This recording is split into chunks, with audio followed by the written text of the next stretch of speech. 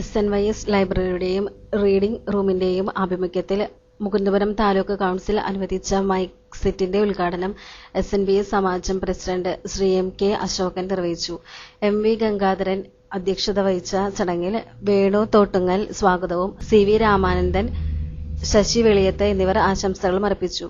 AD Binu നന്ദിയും പറഞ്ഞു. തുടർന്ന് നടന്ന വിമോചന സമരം മിഥ്യയും യാഥാർത്ഥ്യവും എന്ന വിഷയത്തെ ആസ്പദമാക്കി ശ്രീ ഭരതൻ മാസ്റ്റർ, സ്വാതന്ത്ര്യ സമര സേനാനി MP പോളി, ചന്ദ്രശേഖരൻ മാസ്റ്റർ എന്നിവർ ചർച്ചാ ക്ലാസുകൾക്ക് നേതൃത്വം നൽകി.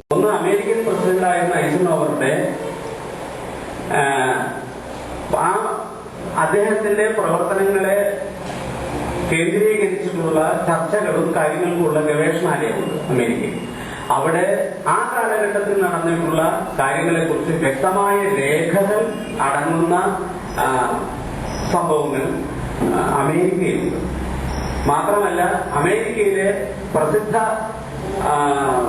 അംബാസിഡറായിരുന്ന മൊയ്നി ഖാന്റെ ആത്മകഥയിൽ വിമോചന സമരത്തെക്കുറിച്ച് വളരെ വ്യക്തമായ പരാമർശമുണ്ട്.